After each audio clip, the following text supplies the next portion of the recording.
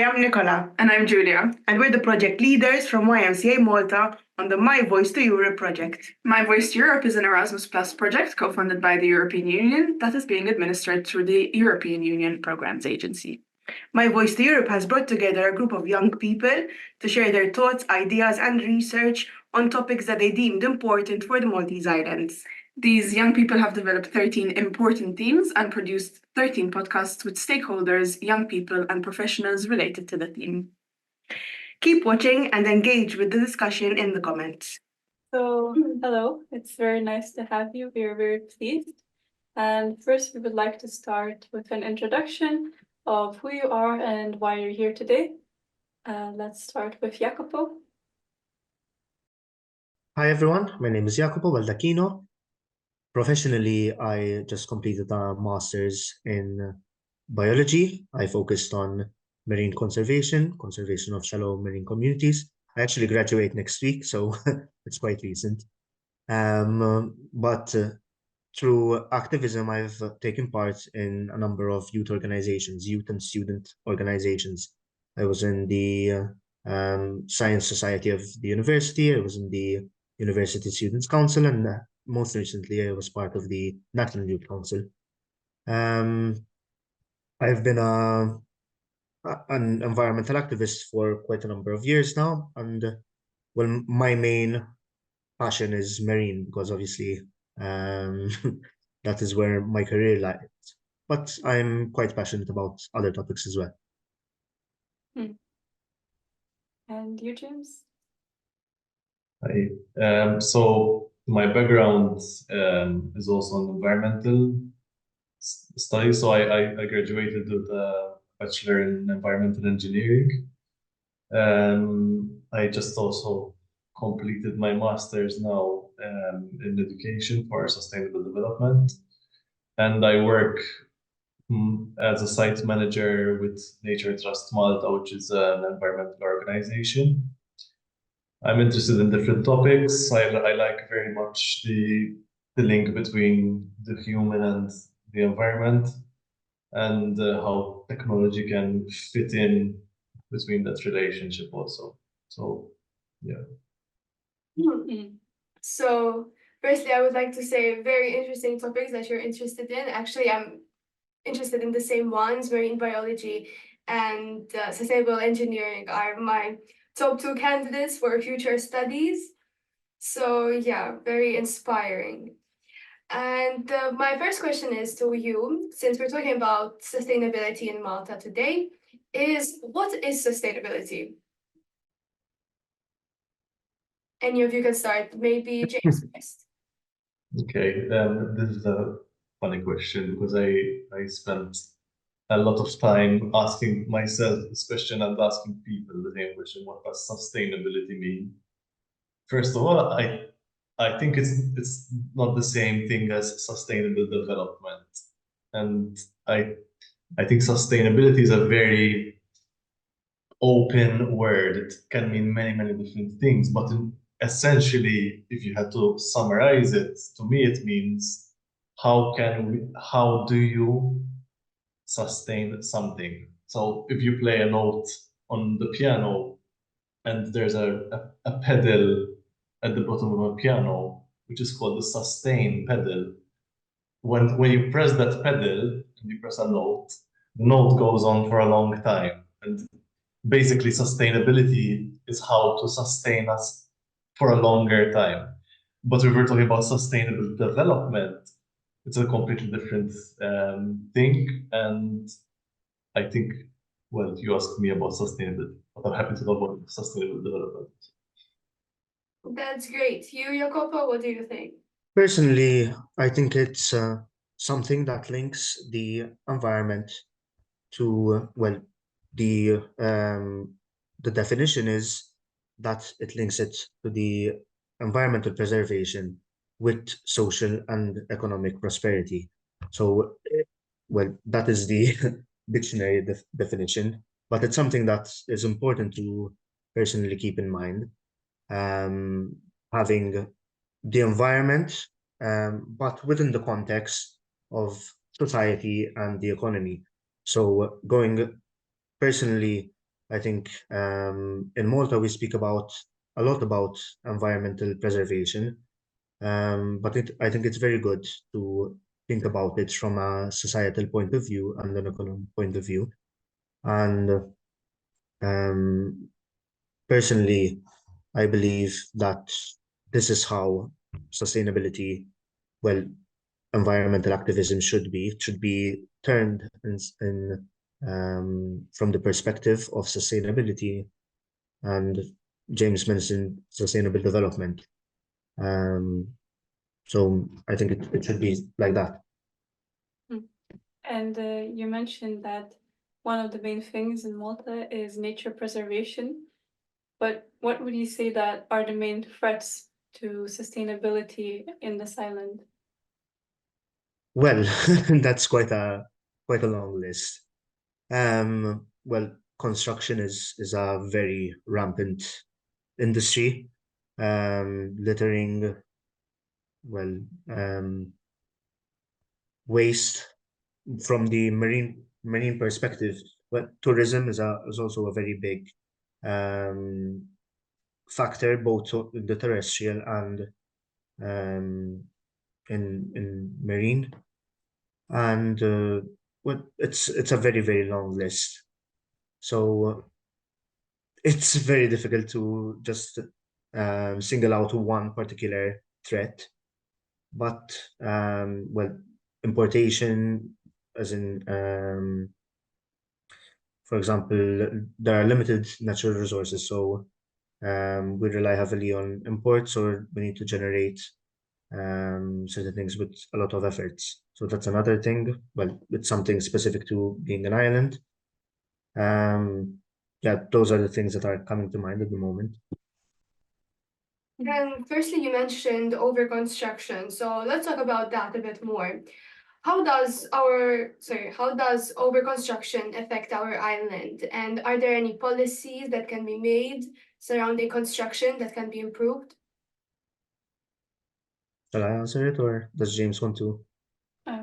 Maybe. James? I can answer that because actually that's what I focused my master's on. So Oh, my wow. whole Okay. so I literally investigated this very question from the eyes of people who work in the industry. So I asked that same question about how do architects look at the situation. And basically, architects are the people who design and see buildings being built and are paid to do that. So the question was, how does construction affect our island, right? Yeah, Mhm. overconstruction. Okay. What is overconstruction? What do we is there such a thing as overconstruction, or is there construction for overpopulation? That's, I think, a different way of looking at it. If you look at Malta, and Yacopo mentioned natural resources, if you look at Malta as what it can actually provide in terms of food, in terms of energy, we're limited. We can keep ourselves in such large numbers and in having such a convenient lifestyle with air conditioning and all of that, because we import a lot of things, but in reality, the islands itself that themselves can't really generate all of that stuff locally. What we have is a very large population for a very limited resource country.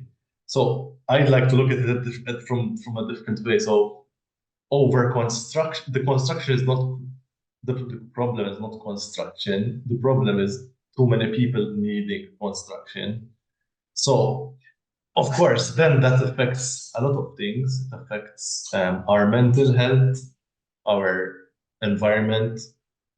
It affects how long we get stuck in traffic and how much money is going around, because construction costs a lot of money, and it's good for the economy in reality, in the short run. But if you look at it a long stretch, then it's questionable.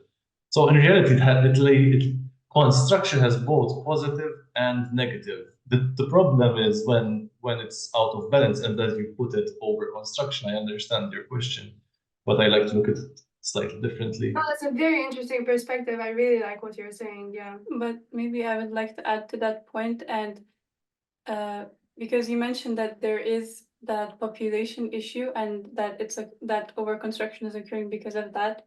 But we do know that there are a lot of empty houses and apartments in Malta. So could you comment on that and how maybe overconstruction is used for economical gain? Well, the problem of empty houses, as if I remember correctly, it's around between 15 and 20% of properties are vacant. That's a very large amount. Yeah. It's a large amount. If you go to Valletta, if you go to Slema, you see a lot of properties which are empty, and these are rich areas. So in reality, there's a lot of potential to develop those areas. There have been proposals on how to address those things, but in reality, somebody needs to make a decision and say that people who own property and it's not being used need to pay a form of tax. For example, that's one idea that would say, okay, I have a property, and because it's not being used, I'm getting taxed. That's one way of doing it.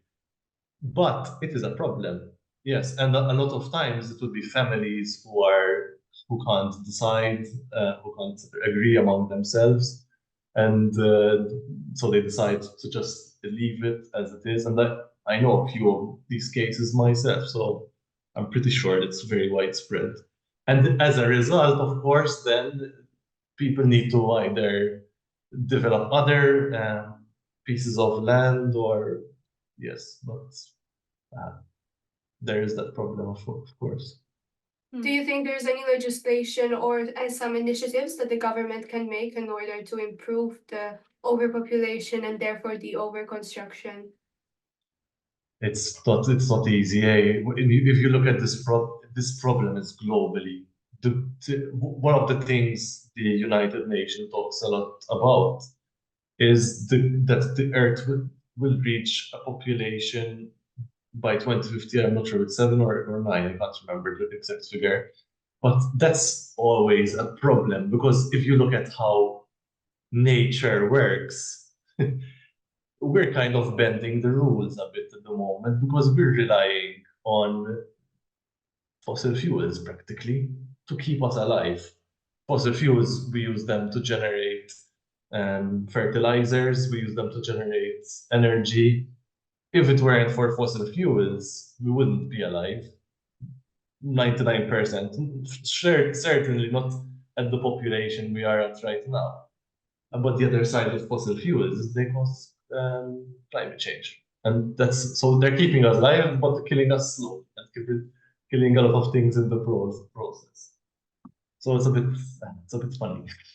So, But I didn't answer your question. I'm sorry, but I had to make it. So being on the topic of renewable energy, what do you think is the situation right now? I know there are some incentives, right, for getting solar panels that the government will pay you back and things like that. Do you think such initiatives are effective? Do you think there can be more that could be done? Yeah, in fact, that was something that I was going to comment on when you mentioned overconstruction. It's not just a case of how much construction there is, but it's also a case of how sustainable it is. We mentioned sustainability, so that is something that is very important to mention. You mentioned solar panels, but there is also, for example, selection of different materials, water conservation, the waste that is generated from construction, what happens to it. So there's a lot of factors that impact. It's not just how much construction, but the way that the project, when the construction is designed, and well, it's pre-construction, during construction, and post-construction, what happens to the materials that are produced. You mentioned solar panels, and going back to your current question, I think whilst there are initiatives and they are good initiatives, but first of all, I think there needs to be more promotion of the initiatives that there are, because while, well, speaking for myself as an environmental activist, I don't even know of all the initiatives that there are, let alone someone who doesn't particularly care or want to be informed about these things. Apart from that, the initiatives that I do know are a bit expensive. Not a bit expensive, they're quite expensive. So, well, for a first-time buyer, choosing to be sustainable is a bit difficult. And I think, especially for youths, that it's already quite a pretty challenging endeavor to find accommodation, to find sustainable and affordable accommodation. I think there is a lot more that needs to be done in terms of incentives and affordability. That's interesting. Yeah. And when we're talking about kind of construction and like places where people live and spend time, there's also the question of green spaces and what is their importance in your opinion? Of green spaces. Yeah, yeah, of green spaces. I mean, green spaces, I imagine you're talking about areas which are not built up and are used as parks and stuff like that, right? Yes. So I can make a difference also between green spaces that are created by humans and green spaces that are natural and weren't created by humans or haven't been touched by humans for a long time. And the question is also, do we consider agricultural land as green spaces? Because that's also like something that we can discuss. But I think also to be precise when we talk about green spaces, because recently I've seen very questionable things being called green spaces. And for example, I can mention a case in San Juan, Please which do. was, That would really help. yeah, so there's a particular project by a government agency to build a pollinator garden, which before they touched it was a pollinator garden. Once they intervened, in my opinion, they made it worse than it was, but that's a green space. So we need to be really careful. I am very skeptical of anybody who tries to do something good and take credit for it. I'd rather we work in a bit in silence and do things in the right way. So I'm speaking in this way because I am disappointed by a lot of projects, no pun intended, and that tend to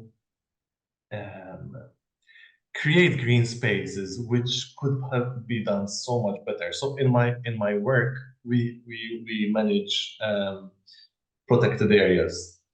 In our fields and also in what we're discussing, there's this concept of an ecosystem service. So basically, what that means, ecosystem, you know what it is and you know what a service is. So basically, if you combine those two things together, we're talking about things that nature provides to humans for free. So let's say if you have the most classic example is the bee pollinating our crops, which without bees we would not have most of the food that we eat.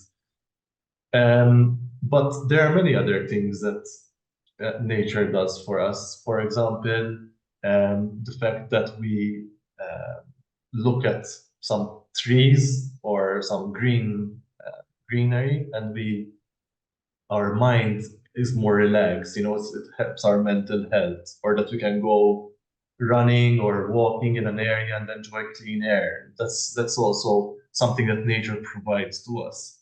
So I think if we're talking about green spaces, first of all, let's talk about which kind of green spaces, because there are different types, and some of them are good and some of them are fake, I think. And hopefully there are only a few fake ones, because I'm hoping that certain things will change locally. But and then the benefits of the good ones, let's call them that way, are so many to talk about, and that it's almost, yeah, I just mentioned a couple of benefits over there, but in reality there's so much more. For example, we deal with water quality, and if you look at the way how plants can actually keep our water clean when water flows through, for example, certain valleys, and how plants remove a lot of the pollution that you would find without them. It's quite incredible. So it's so much to talk about. Yeah, and what we should be doing is we should be a bit more kind of not, well, the word that is coming to mind is deliberate, kind of, that whenever we talk about green spaces, or we're thinking of developing a green space, is that we should seek to get the most benefit out of it for both us as humans, but also natural ecosystems. And if you look around you, you can see good examples of green spaces, and can see less good examples. I mentioned the less good one, but if you look at, for example, Busquet, which is the most classical green area in Malta, you can see that over centuries this area has provided so many services to humans and to nature. That's it speaks for itself. So we need more of those kind of spaces, I think. Okay, that's interesting. Mhm. So, If I may add onto this, yeah, of course. first of all, very good points. I also think it's very important to distinguish between, when talking about green spaces, it's important to distinguish between natural areas and green spaces that are placed in urban areas. But both are good if they are done right, and we need both of them. Obviously, natural areas are already there, and we need to conserve and protect them. But it's very important to think about the ecosystem services that an area and the organisms that live in it provide. Speaking from a marine environment, because obviously that's my area of expertise. Throughout my thesis, I truly appreciated how many ecosystem services the sea provides. And we very much underestimate how much gain we receive from the sea. From obviously the first thing that comes to mind is the fish, the seafood that we can gain from the sea, but we very much underappreciate how much, for example, how beneficial it is to have beaches and bays which are protected, which are sustained in a decent manner. It's very beneficial, like James mentioned, for both the mental health and for the physical health. And it's also, well, in a small island like Malta, well, in an island specifically, it's so important for cultural and aesthetic value. It brings a lot of tourism. It brings a lot of divers. It brings, well, we are known for our beaches. So you would be very much surprised by how much you have to gain from protecting the natural environment, both from the terrestrial perspective and from the marine. Great, thank you for your points. Do you think the Maltese government is doing enough to protect these both man-made green spaces, but also the natural green spaces? What do you think? Well, I think there are important initiatives being done, but I don't think, well, it's a harder answer to say that enough is being done. There's always more that can be done, Absolutely. both to preserve the natural environment and to protect and to sustain green spaces within urban environments. So, for example, James mentioned protected areas at some point. Well, I can see it from a marine perspective. I had done my undergraduate thesis on the difference in biodiversity between areas which are protected areas. Just as a summary, in Malta, there is 35.5% of the fisheries management zone, which is protected areas within the marine context. That's less than half. Do you think that's a good amount of protected areas? Do you think there should be more? So, in terms of a European perspective, it's quite a lot, but it's on paper. Mm. So, while it is good to have protected areas, in reality, they weren't very much protected because there weren't any conservation measures. I believe only recently, these last few maximum 3 years, that the conservation measures started being implemented. And I don't believe, I'm not 100% sure on this, but I don't believe that all the conservation measures that were proposed were actually implemented. So we ended up having paper parks, they're called. So it's very much on paper. In fact, during my thesis, there wasn't very much difference between the biodiversity found inside a protected area and outside. It was all the same. That's true. So Yeah. yeah, I mean, it was very surprising. So yeah, I think there is a lot more that needs to be done. There is, for example, in terms of controlling fisheries, both commercial fisheries and artisanal fisheries, rather than controlling more, making them sustainable, monitoring, because I don't think there is enough monitoring in a lot of areas in the environmental context. There isn't enough monitoring and there isn't enough enforcement. Something that, for example, to use as an example, something that I focused on in my master's dissertation was the difference between biodiversity between the seasons. I researched seasonal patterns, and something that I noticed was that when monitoring does occur, it happens during one season and in one particular area. So, for example, if there are species that are not found during that particular season, they can be written off as not being present at all. So that's a very biased perspective. So there needs to be adequate monitoring and adequate enforcement. So you mentioned like biodiversity in the marine life around Malta. Yeah. Maybe James, you could contribute about biodiversity on land and overall. And Yes. its importance as well. Since I don't know about you, Ula, but in school I always hear that biodiversity is being threatened in Malta, especially due to alien species. So yeah. Yes. Alien species also include a lot of things that we don't consider as alien species. Cats are alien species, for example. Unfortunately, which cause a lot of damage to ecosystems. But I'm sorry for popping that bubble.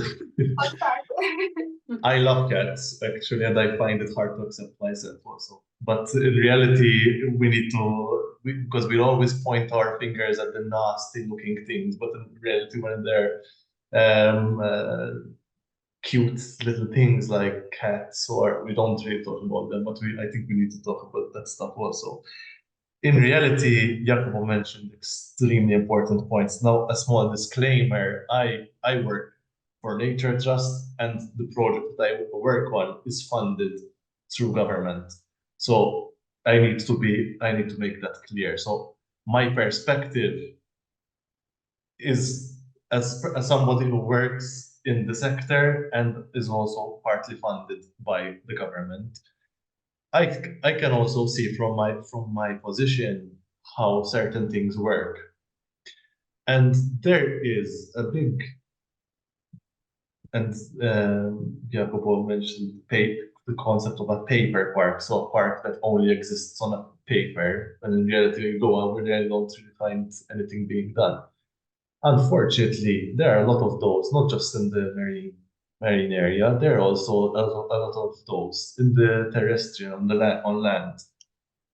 And one of the things that I see is done too often is that we're a tiny island, and we could get things so right if we actually manage to sort things out a bit logically. We could get it right, but because there are so many, we call it bureaucracy, so much bureaucracy involved in a lot of different things, we start tripping in our laces, and one, for example, let's just mention a few government entities and also non-government entities. So, for example, in one of the projects I'm working on, there is us involved as Nature Trust. Then there is the authority, which is the Environment Resource Authority, ERA.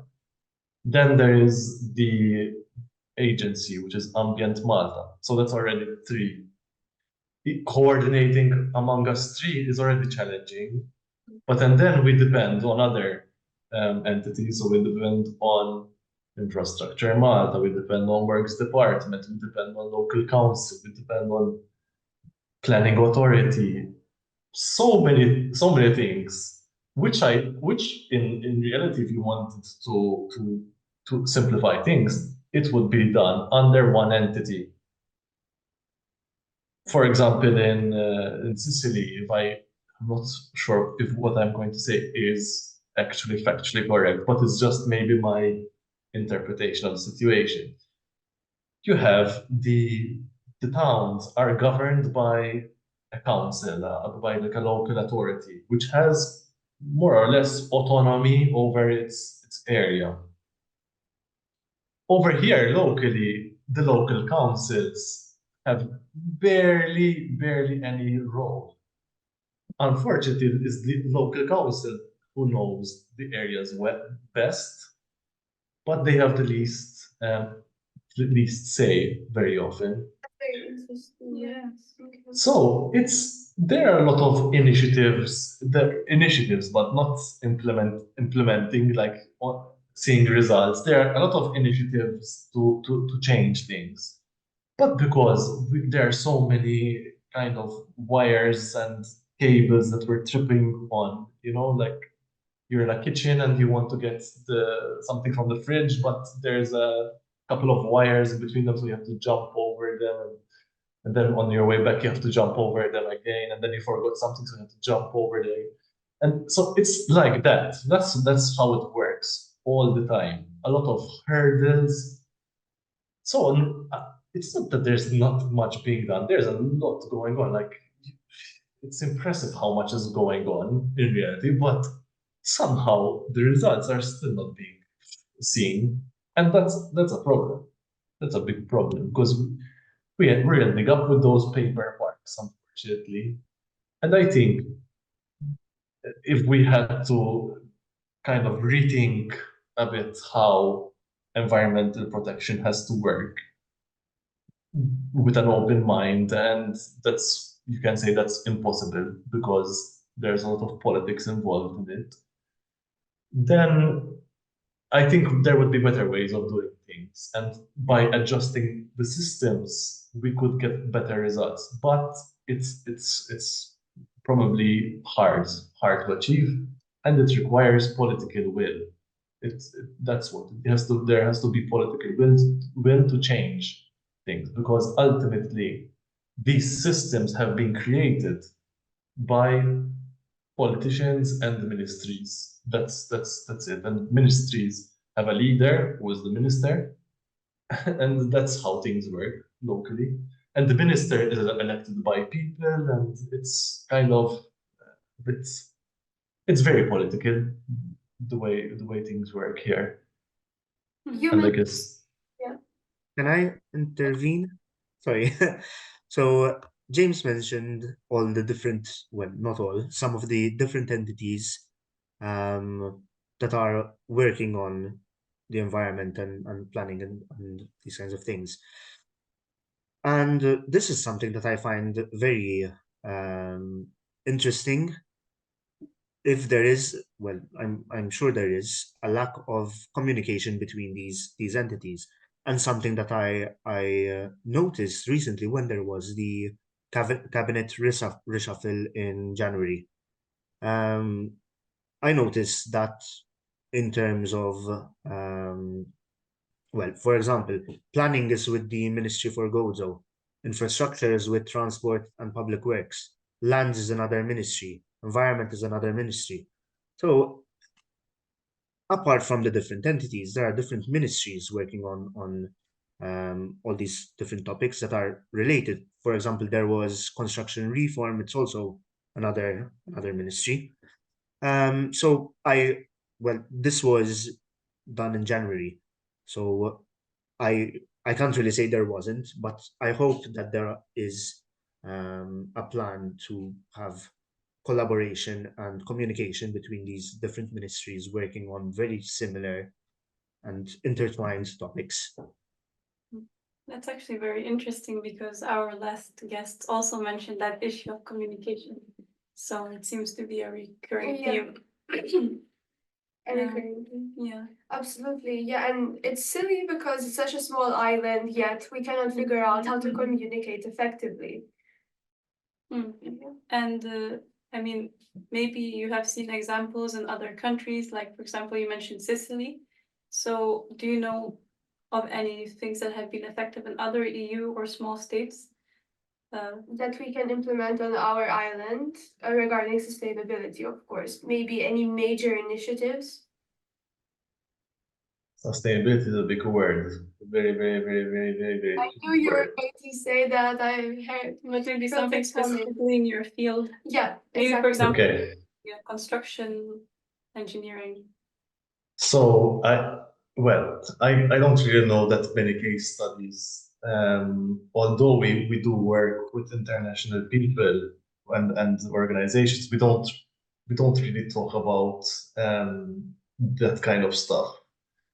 To be honest, every country will complain about how things work in their place, because that's what we do. We always grumble. Like we love talking about how we have been failed by our government. We love doing that in reality, and it's kind of therapeutic to talk about how we are the victims.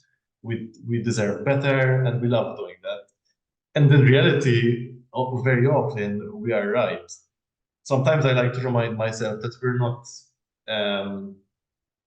in the situation that, for example, Palestine is or Ukraine is, that certain things are way, way better than many other situations. So we're not as bad as many people make it sound. Like sometimes I've had conversations with an activist that I know, and she said, Malta's hell. Like, Malta's not hell. Come on, like there are a lot of things which are bad, but look a bit around you. Look at all the wars going on. Look at, like, it's not hell. There's a lot that could be improved. And unfortunately, a lot of people see it from their perspective. I think the issue of communication that we're talking about is an issue, a big, big issue. I think it's actually it's not a lack of communication. We communicate a lot. We communicate. Ministries communicate a lot between each other. It's not about how much communication there is, the type of communication, I think. And I've put this point to people who have a bit of say in things. There's so many initiatives going on. For example, let me just bring a small example. One of the projects I work on, which is a protected site in Marsa Scala, is basically it has various levels of protection. I'll just mention two of those. First of all, it's considered as a transitional water body, not so it falls under one piece of legislation, which is the Water Framework Directive, and it's also a special area of conservation, and it falls under the Habitats Directive. So there are two pieces of legislation which come from the EU that this site has protection on. Unfortunately, what I see, so there's the side which is water related, the other side which is habitats related. What I see very often is that we know what's happening on both sides, but we don't say, okay, now how do we turn this into an action? How do we, or we just know about each other's things? This is like we're saying. We're going to say we both say we need to buy some chips for tonight. We say yes, we need to buy some chips for tonight. Both of us say that. But if we don't say who's going to buy them, and we decide specifically who's going to buy those chips and who's going to cook them, and we need to cook them, nothing happens. And that's what we always make a lot of plans on what we want to achieve and things. But when it comes to implementing them, I think that's where we stop communicating well, and we just assume that something is going to happen. We just assume it. And I see this. We're just expecting this to work without making them work. We need to make things work, okay? So but I'll stop here because I'm talking a bit too much. But we have plans. Like, for example, we have the management plans for Natura 2000 site. I'm still talking about the same site. And we have the river-based management plan. Both putting lots of ideas out there, but still nothing's happening. So why is that not working? And I don't know if it's a lack of communication, honestly. I think it's a lack of will. And people, unfortunately, and when you work in a massive organization, like let's say like a government entity, you start to move like a government entity. You can only move as fast as that government entity, which is very slow. If you work with a smaller organization, you can work faster. But unfortunately, we as an organization are a small organization. We move very fast, but obviously we have a certain a lot of limitations on what we can achieve. But if you work with a government entity, you move slow. But if you move slow, you can also reach bigger results. So sometimes people who work with large, slow organizations feel a bit like their enthusiasm is gone, because when you work with something which is moving so slow, that you kind of start dying inside. Motivate, absolutely. You start. Exactly. Hope. Yeah. I see it a lot. A lot of people who work in larger organizations start being demotivated. And that's a big issue. The best people that there are work. I've seen, like, I know for sure, government authorities and entities are filled with great people, full of them, enthusiastic. Somehow their enthusiasm is not being met. That's a big problem. That's an excellent point. Jacopo, anything to add? Yes, just to give an example of what James mentioned regarding this, not lack of communication, but lack of, I would say personally, collaboration. I think it was in 2022, in a span of a couple of months, the the Environment and Resources Authority, published the National Strategy for the Environment for 2050.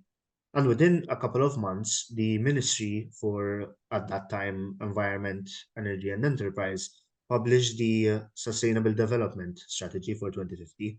So two very related topics, two separate entities working on them, two very different documents.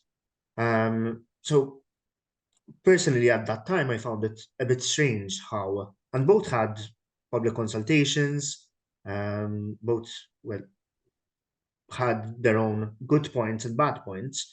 But what I found very strange was how similar they are, and that they were coming from two different entities. Another point that I wanted to mention regarding accountability is the concept of having a deadline for a goal. Apart from having the goal itself, having deliverables, having an estimated time frame. And I feel like, for example, in these strategies, they were both for 2050, but they were proposed in 2022. 2050, it's important to plan ahead. It's important to plan long term. But I also feel like if we just plan for 2050, we're not going to realistically reach those goals. So That's personally, But we can see that even around the whole world, planning for kind of 2050 by 2030. And obviously that again, as pointed out, demotivates you, these yes, goals. That's interesting, yeah. yes. you- Personally, I do find it demotivating, but I think what I believe should happen is planning long term, but breaking down the goals into short-term deliverables. For example, if a goal needs to be reached by 2050, maybe we can say in 5 years or 2 years, this portion of the goal needs to be reached, so that you build up slowly and there is accountability at each stage. And speaking, because, for example, there are public consultations that happen with the NGOs, but I do feel like that only happens in one stage of um, in the planning stage. So I feel like there should be more of these meetings, of these public consultations during in the achievement stages of the project or of the document, where you have a meeting with an NGO and you say, listen, from the 4 goals that we had, we managed to accomplish 3 or 2. And there's feedback on what went wrong, what could go better.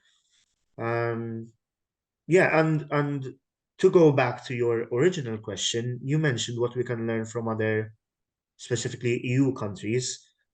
From I do believe that most concepts within sustainability and the environment, especially climate change, they are global issues.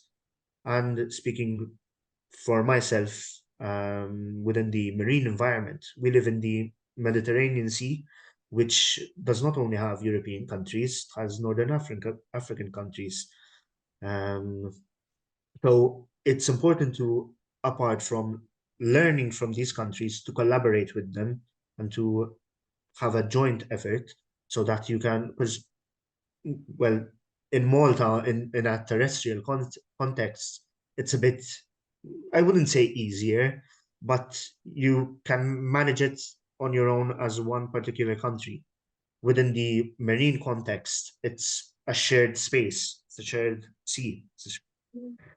So without the help of other countries, of other entities, um, it won't, there won't be any progress.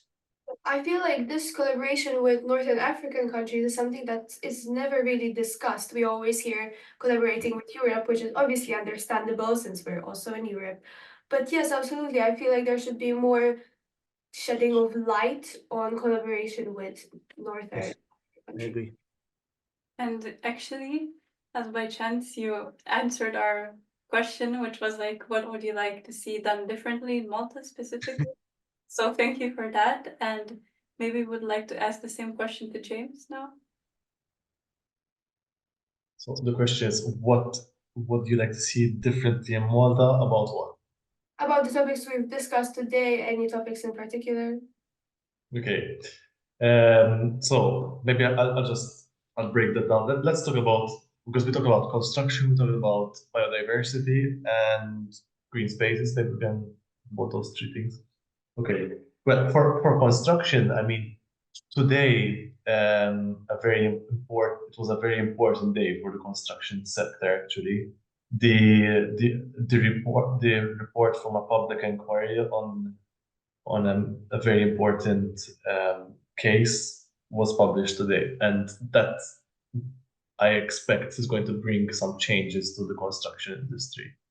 Having said that, that's just about the way things work. It's not talking about the scale, how much damage the construction industry is generating itself. So again, there are different topics, but they need to be also addressed. I would say there's a lot to be discussed about sustainable development in the construction sector. There's a lot of hot topics that relate to population, how many people this island can actually support, what type of island we want to generate, if we want to create a Dubai in the Mediterranean, if we want to create an Ibiza in the Mediterranean, if we want to create a Sicily, it really depends on what we want to create. How do we want this island how do we want to define this island? That's a decision that very often it's made by somebody who's in power. And in the previous years, there was this drive towards bringing Malta closer to this high-tech Mediterranean island. In fact, a very important piece of art is by the band Mikumi, and which the lyrics go "Le ma rridx ngħix Dubai laqas Singapore," which basically says, I don't want to live in Dubai, I don't want to live in Singapore. And it's talking about the direction that Malta was taking, which was becoming more and more urbanized. And that for me is a perfect encapsulation of what how people might react badly to that kind of direction. So, and then about so construction, we need to see what we want to create in this island. We can't have so many different things. Just last word about the construction sector. Apart from people deciding in power, very often it would be the people who are elected into power. There are documents which define what can be done and what can be done, and these are called local plans and strategic plans. The strategic plan was introduced in 2015, and it's expired by at least 5 years now, as far as I know. The local plans were introduced in 2006, and they're expired by almost 15 years. They weren't updated. They are so important to guide the development of the island, but they were left over there. And those are the main things that we should be looking into, how to update them, how to make sure that. Yes, exactly. So unless we write in black on white what can be done and what can't be done, how many people we want to have living in this part of the island, what we want Slema to be, if we want it to be a residential area like it was last, or want it to be a more, like these things really. I think a lot of architects from my study agree with this, that they think that we don't plan for the future. Okay, that's a very interesting point. So you saying meticulous planning is very important for the future of our island. It's a very interesting point. I learned this from my study. I knew that there's some form of plans that the country needs to follow. It turns out they are there. They're just not updated. They were created for a different Malta. For a Malta where I used to play in the street with the school kids, the other street kids. Nowadays, it's impossible to do. They were created for that Malta, not the Malta we have today. Malta's changed so much in the past 15 years. And I've seen it changing very, very fast myself. So I mean, that's already a big reply. Yeah, this is what we're looking for, though. This is good. Don't worry. Yeah. All right. Any concluding thoughts, Yacopo? Because I saw you raise your hand, so. No, I was just gonna mention how important it is for environmental activists and environmental NGOs to, we mentioned the need for collaboration and communication throughout the past hour now. And I think it's also very important that there is a united front when it comes to activists and NGOs. So not everyone pulling their own. In Maltese we say "tiġbel ħabel wieħed," or you keep a united front, you work on common issues, and you work together, not everyone working on their own issues, trying to get the credit for doing something, but truly working together. I think that would be a really good way forward. You mentioned activism. A lot of environmental activists are youth, just like us. I feel like we're also considered environmental activists. What do you think? I don't know. I think we are. I mean, having done this podcast, I think it does fall under environmental activism. Do you want to tell something to youth just like us on what they can do? And do you think youth opinions on the sustainability are valued on the island? Well, that's another big topic, but I think there is I think I would be hopeful enough to say that youth voices are listened to, if they are done in the right manner. So, like I said, it's very important to collaborate with each other, to communicate, and to have a united front, and to take appropriate channels when raising your concerns. Yeah. Okay. Well, thank you for your time. Thank you so much. Thank you for the invitation as well. Thank you for coming. Yes, it was a pleasure. Very insightful conversation. And I think we will all become better of it. Yeah. Thank you for watching our podcast. We hope you found it fruitful. So, what are we going to do with these podcasts? On the 11th of May at the Valletta Design Cluster, our young people will be sharing the results of these podcasts and the research around the project to our guests, which will include MEPs and MEP candidates of the upcoming election. Join us on the 11th of May at the Valletta Design Cluster by registering through the link on this post or by contacting us on info@ymcamalta.org. See you there.